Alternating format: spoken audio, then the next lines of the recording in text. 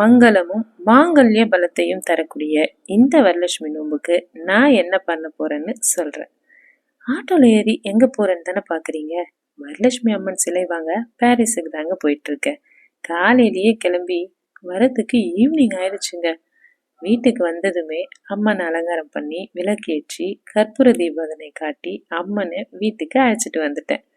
ஆடி மாசத்துல வர இந்த வரலட்சுமி நோன்பு கல்யாணான பெண்கள் கண்டிப்பாக கடைபிடிக்க வேண்டிய ஒன்று.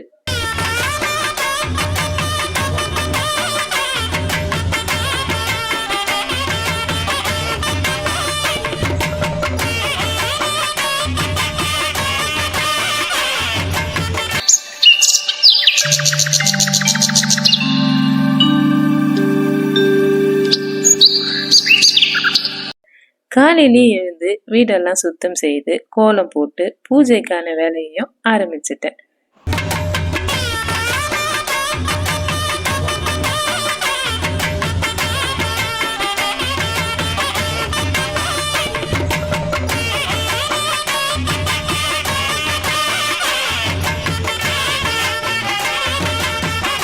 வரலட்சுமி நோன்பு பாரம்பரியமாக தொடர்ந்து கடைபிடிச்சிட்டு வர ஒரு விரதம். சுமங்கலி பெண்கள் தங்கள் கணவன் நலத்தோடும் ஆரோக்கியத்தோடும் செல்வத்தோடும் இருக்க, தாலி பாக்கியம் நிலைக்கவும் இல்லத்தில் செல்வம் செழிக்கவும் இந்த நோன்பை தொடர்ந்து கடைபிடிச்சிட்டு வராங்க. இந்த வீடியோ உங்களுக்கு பிடிச்சிருந்தா லைக் பண்ணுங்க, என்னோட சேனலை சப்ஸ்கிரைப் பண்ணுங்க. இது தீபா ட்ரெடிஷ்னல். அனைவரும் இணைந்து பாரம்பரியத்தை காப்போம்.